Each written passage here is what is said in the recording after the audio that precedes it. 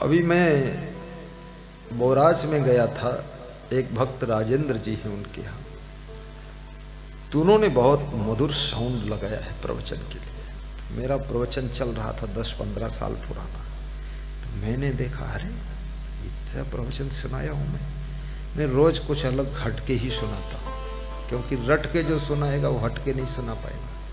हम रटते हैं नहीं, हम साल में 10-5 दिन ही पढ़ते हैं, क्योंकि जो किताब पढ़ता हूँ तो मुझे नहीं लगता है कोई बहुत बड़ी बात इसके अंदर है, तो मेरी समझ में कम आता है, क्योंकि विवेक जागृत हो गया है।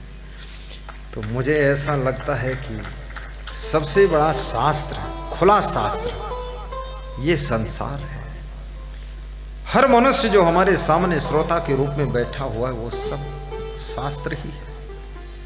और मनुष्य को समझाने के लिए, मनुष्य को चेंज करने के लिए पहले खुद समझ जाना जरूरी है, खुद चेंज होना जरूरी है, फिर ज़्यादा मेहनत नहीं पड़ेगी। हमारे आश्रम में कहीं बोर्ड नहीं लगा है कि बीड़ी गांजा भांग पीना मना है, लेकिन वहाँ कोई आता वो पीते नहीं, क्योंकि हम नहीं पीते तो कोई नहीं पीता। तो स्वयं आचरण में लाना है, स्वयं को चेंज करना है। यहाँ जैसे आप दर्शन करने आए, गुरु के दर्शन कर रहे हैं, तो दर्शन क्यों कर रहे हैं? क्योंकि जिनका दर्शन कर रहे हो उनका लाइफ देख रहे हो और उनका आप एक एक आचार विचार देख रहे हो। नागौर जिले में जायल में मेरा सत्संग था, तो वहां के जो संत जी सत्संग करा रहे थे, नाम है उनका महान संत श्री नानक साहब जी। तो बोले आपके पास में मैं एक चीज देख रहा हूँ। तो मैंने कहा एक क्या, सब चीजें देख लो। बोले आप अपना विश्राम कक्ष भी दिखा देते हैं। तो मैंने कहा चौटाई वाला कोई काम ही नहीं, विश्राम कक्ष दिखा देता हूँ, क्योंकि उसमें कुछ है ही नहीं होगा, फिर रजाई है मच्छरदानी। तो बोले वो भी दिखा दिया आपने। और कोई कुछ लाता है तो आप थोड़ा तुरंत खा भी लेते हो, सबको खिला भी देते हो, फल भी दे देते हो, प्रसाद सबको। तो हमने कहा मेरा मुझ में कुछ नहीं, जो कुछ है सब तोर, और तेरा तुझको सौंप दे, क्या लागत है मोर। ये सब भक्तों का ही है। अगर कोई साधु अहंकार करे कि मेरा आश्रम है, मेरा ये है वो है, नहीं नहीं, ऐसा नहीं है। ये सब भक्तों के भाव से बना हुआ है। हजारों भक्तों के योगदान से आश्रम खड़ा होता है। जैसे अभी अयोध्या आश्रम के लिए कल 14,000 रुपये आए। अब 14,000 में लगभग 2,500 ईंटा आएगा। किसी ने 200 ईंटा के लिए 1100 दिया, किसी ने 100 ईंटा के लिए 500 दिया, किसी ने ऐसे ऐसे 400 ईंटा के लिए 2100 दिया, तो 14,000 रुपये। मैंने दस्तखत किया तो 14,000 राशि थी टोटल। इस काउंटर से 4,000, उस काउंटर से 10,000। तो हमने कहा चलो 2,500 तो ईंटा हो गया। अब 2,500 की ईंटा में एक दीवार तो हो गई कमरा के बराबर। अब ये धीरे धीरे कितने लाखों भक्तों के सहयोग से अयोध्या आश्रम बनेगा, और उस आश्रम में लाखों भक्त रहेंगे। 3 दिन तुम रहोगे, 2 दिन वो रहेंगे, फिर वो रहेंगे, कहाँ कहाँ से भक्त आते जाएंगे, रहते जाएंगे।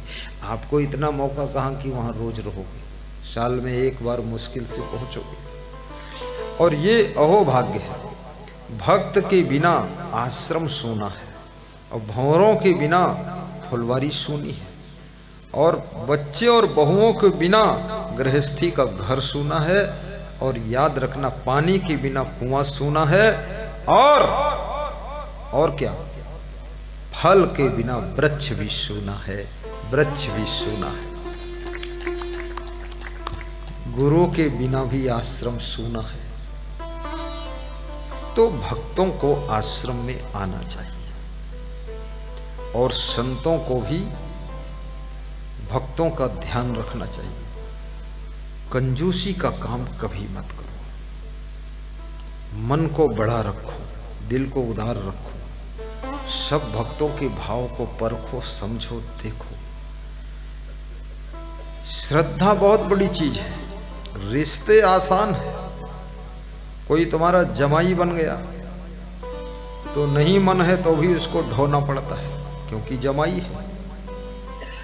कोई ससुर है, उससे मन मेल नहीं खाता, फिर भी उसको ढोना पड़ता है, ससुर का रिश्ता।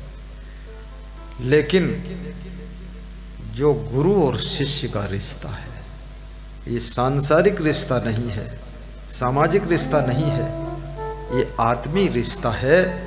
और ये मन से रिश्ता जुड़ता है, श्रद्धा से जुड़ता है, और इसको ढोना नहीं पड़ता है। ये रिश्ता फूल जैसा कोमल और हल्का होता है। ये रिश्ता बहुत मुश्किल से बनता है। गुरु से गुरु मंत्र भी लेना चाहिए। श्री कैलाश बागड़ा जी के यहाँ, सीता बागड़ा जी के यहाँ कम से कम 50 लोग गुरु मंत्र ले चुके हैं। रोज सुबह शाम गुरु मंत्र लोग लेते हैं। और गुरु बनाना अनिवार्य है, क्योंकि गुरु बिनु ज्ञान न उपजे, नहीं अज्ञान विनाश। बंदो गुरुवर देव को, जिनसे भ्रमतम नाश।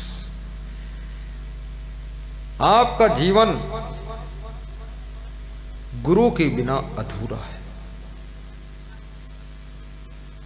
और ज्ञान के बिना जीवन में सुख नहीं मिल सकता। नास्त ज्ञानात् परम सुखम। ज्ञान से अधिक सुख देने वाला कोई नहीं है। नास्त मोह समो रिपुः, और मोह से बड़ा कोई तुम्हारा शत्रु नहीं है। नास्ति कोप समो वहिन्नि, और क्रोध से बड़ी कोई आग नहीं है। और नास्त काम समो व्याधि, और काम वासना से बड़ी कोई व्याधि रोग नहीं है। नास्त मेघ समम तोयम, और मेघ के जल के समान कोई जल नहीं है। नास्त चच्छ समम तेजो, आंख के प्रकाश के समान कोई प्रकाश नहीं है। नास्त अन्न समम प्रियम, अन्न से प्रिय कोई पदार्थ नहीं है। और नास्त आत्म समम बलम, और आत्म बल के समान दुनिया में कोई बल नहीं है। सबसे बड़ा आत्म बल है। गरीबी हो, धन बल तुम्हारे पास कम है, लेकिन आत्म बल रखो, मनोबल रखो। महाराणा प्रताप मुस्लिम राजाओं के द्वारा हार जाते हैं, और चित्तौड़ का किला उनके हाथ से निकल जाता है। जंगल में भागकर जान बचाते हैं, घास की रोटियां बनाकर खाते हैं, दुखी भी होते हैं, लेकिन आत्म बल बहुत था। जंगल में सेना तैयार करके पुनः चित्तौड़ में जो मुस्लिम कब्जा कर चुके थे उनके ऊपर आक्रमण करते हैं, और चित्तौड़ का किला वापस लेते हैं, और फिर से वहां के राजा बनकर बैठ जाते हैं। ये है आत्मबल। जिस विद्यार्थी के पास आत्मबल नहीं है, किसी सब्जेक्ट में थोड़े नंबर कम आए, बस मनोबल डाउन हो गया कि अब हमारे बस का नहीं। लेकिन ऐसा नहीं है। आप कहानी जानते होंगे। एक बालक स्कूल में पढ़ने गया, थोड़ा शैतानी करता था, बाल अवस्था थी। शिक्षक परेशान हो गए, शिक्षकों ने रिस्टिकेशन कर दिया, नाम काट दिया, एक फार्म थमा दिया, जाओ अपनी माँ को दे देना। माँ को फार्म दिया तो उसमें लिखा था, तो माँ से पूछा उस बालक ने, इसमें क्या लिखा है? शिक्षकों ने इंग्लिश में लिखा। तो माँ ने कहा, इसमें लिखा है तुम्हारा बेटा वेरी वेरी इंटेलिजेंस माइंड, इसको पढ़ाने भर की हमारे में योग्यता नहीं है, ये ज़्यादा अधिक योग्य विद्वान है, इसलिए इसको हम नहीं पढ़ा सकते। अच्छा ऐसा लिखा माँ? हाँ बेटा ऐसा लिखा, और उसको रख दिया। वो बालक धीरे धीरे आगे चल करके वैज्ञानिक बना। उसने 2500 रिसर्च किए। एक दिन घर की सफाई चल रही थी, तो वही उसको फार्म मिल गया जो रिस्टिकेशन का था, स्कूल से निकाला गया था। तो उसको पढ़ा तो उसमें लिखा था, अरे ये तुम्हारा बालक पक्का मूर्ख है इसके बुद्धि कुछ नहीं है, गधा, इसको हम स्कूल में पढ़ा नहीं सकते, इस गधे को। तो उसने कहा अरे इसमें तो लिखा है पक्का मूर्ख है और गधा है और इसको पढ़ा नहीं सकते, बुद्धि नहीं है, मेरी माँ ने ऐसा क्यों बताया। तब वो माँ के फोटो को पकड़कर रो रहा था कि धन्य हो माँ। तो पीछे पलट कर देखा तो उसी फार्म में माँ ने लिखा था कि बेटा मैंने तेरे आत्मबल मनोबल को बढ़ाने के लिए झूठ बोला था, नहीं तो बेटा तेरी हिम्मत टूट जाती तो आगे नहीं बढ़ पाता। तो वैज्ञानिक बन गया, मैं मर रही हूँ झूठ बोलकर, झूठ से पाप लगता है, मैं पाप भोग लूंगी, लेकिन मेरा बेटा मनोबल बढ़ गया तो वैज्ञानिक बन गया। इस खुशी में मुझको बहुत आनंद है। अपने पति का भी मनोबल बढ़ाइए, अपनी पत्नी का भी मनोबल बढ़ाओ, साथियों का मनोबल बढ़ाओ। और मनोबल याद रखना केवल शब्दों से ही नहीं बढ़ता है, हाँ, तुम्हारे सुंदर स्वभाव से भी मनोबल बढ़ता है। एक पति कह रहा था घर में जाने का मन नहीं होता। तुमने कहा क्यों? बोले ज्यों ही जाता हूं मेरी पत्नी चिड़चिड़ चिड़चिड़ चिड़चिड़ चिड़चिड़ शुरू कर देती है, गाली भी देती है और क्या क्या बोलती है, तो मन नहीं होता घर में जाऊं। मनोबल टूट गया पूरा। बहुत कमाता था लेकिन सब हिम्मत टूट गई, उसके स्वभाव से मेरा मनोबल टूट गया। देखिए तुम्हारे गलत स्वभाव से तुम्हारे पति का मनोबल टूट सकता है, तुम्हारी गलत वाणी से तुम्हारी पत्नी का मनोबल टूट सकता है, तुम्हारे गलत आचरण से तुम्हारे माँ बाप का मनोबल टूट सकता है। माँ बाप भी सोचते हैं अरे जिस बेटे के लिए करोड़ों कमाया, 2-4 मकान बनाया और वो मुंह से बोलता ही नहीं है, कम से कम मुस्कुरा कर एक बार कह दे पापा कुशल मंगल हो, बस इतनी चाहता। अब पापा का मन दुखी है, बेटा बोलता नहीं है, बहू देखती नहीं है। बेटा बहू दोनों एक ही मॉडल के हो गए, बहू सास ससुर की ओर देखती ही नहीं है और बेटा बोलता नहीं है, पास में बैठता नहीं है, और करोड़ों का मकान देखकर सब निहाल कर दिया।